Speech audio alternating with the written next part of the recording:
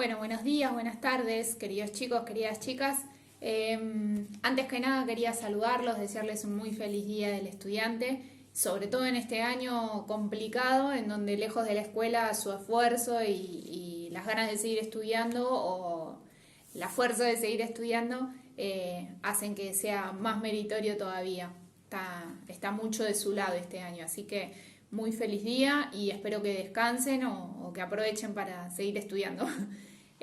Bueno, como decíamos en el último encuentro por Zoom, nosotros desarrollamos ya variables microeconómicas y macroeconómicas y nos toca ahora lo más importante de esta asignatura, o lo que para mí por lo menos es más importante, que es entender cómo se cruzan estas variables, que son números o que son indicadores, con el sentido de la economía como ciencia social.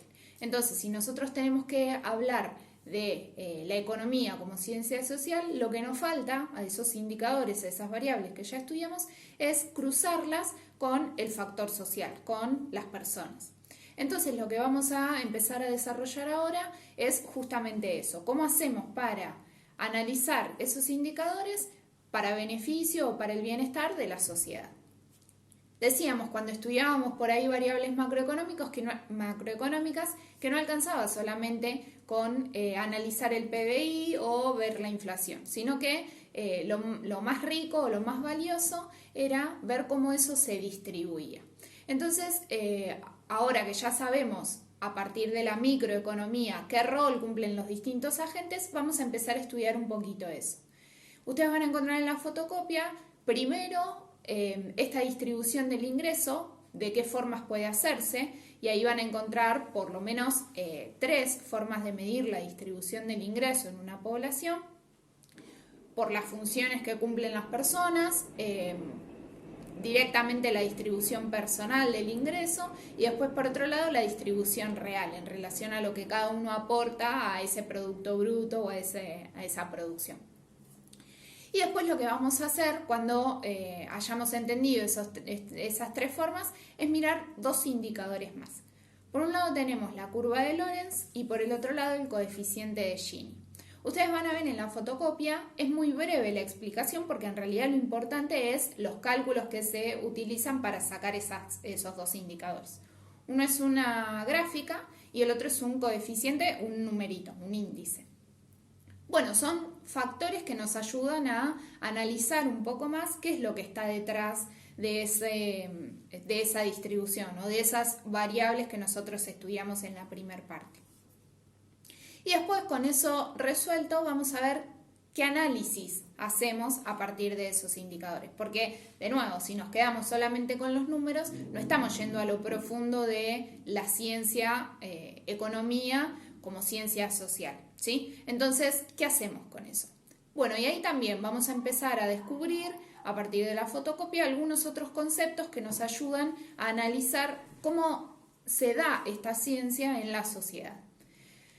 Habrán ustedes escuchado hablar de la canasta básica, del salario mínimo. Bueno, son indicadores también que a nosotros nos sirven y que cruzan justamente estos datos económicos con el bienestar de las personas. Cuando leamos la parte de la canasta básica, vamos a encontrar ahí un montón de alimentos que constituyen lo mínimo que necesita una persona o una familia para cubrir sus necesidades básicas. Y ahí tenemos otro factor, que son las necesidades básicas, lo que necesita una persona para poder subsistir. Y después, por otro lado, si a eso le agregamos algunos otros bienes, que ya no son alimentos, pero que igualmente necesitamos para la subsistencia, vamos a encontrar la canasta básica total. Bien, ahí ya el INDEC, que es el que lo mide, el organismo que lo mide en Argentina, nos da algunas pistas de cuánto tendría que ganar una persona para no caer por debajo de la línea de pobreza o indigencia. Y ahí tenemos nuevamente otros dos conceptos que analizar, que ustedes van a encontrar en la fotocopia bien detallados, pero los adelantamos. Por un lado, una persona que no puede satisfacer con sus ingresos la canasta básica total, o sea, que ya que incluye tanto alimentos como otros bienes, va a ser considerado pobre en la Argentina. Y aquellas personas que ni siquiera llegan a cubrir con sus ingresos la canasta alimentaria, solamente la parte de alimentos, son considerados indigentes. Entonces, bueno, ahí ya empezamos a descubrir que no solamente alcanza con el numerito o con el indicador, sino que tenemos que ver y darle importancia a cómo eso se distribuye.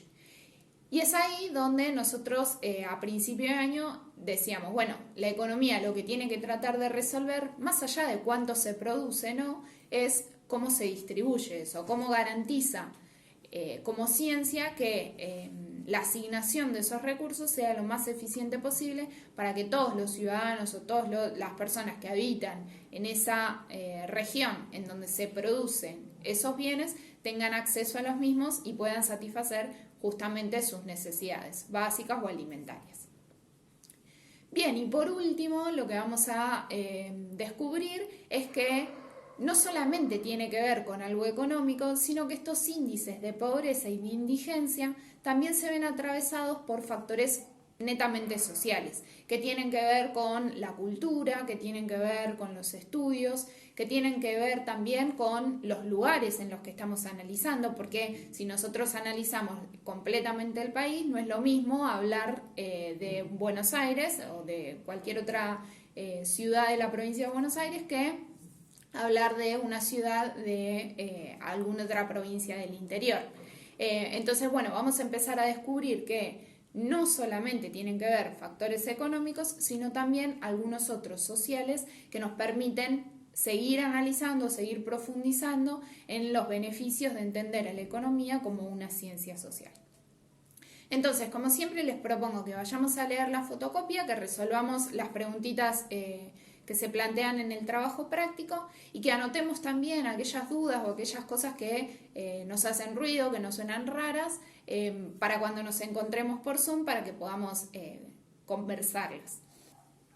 Bueno, bien, y como vimos hasta el trabajo práctico anterior, en donde ahí había algunas preguntas un poco más subjetivas, nosotros vamos a cruzar esos modelos o sistemas económicos que descubrimos gracias a las variables microeconómicas con el análisis que vayamos haciendo a partir de estos nuevos indicadores que tienen que ver más con lo social que netamente con lo económico. Bueno, entonces hasta acá llegamos con los contenidos para este trabajo práctico.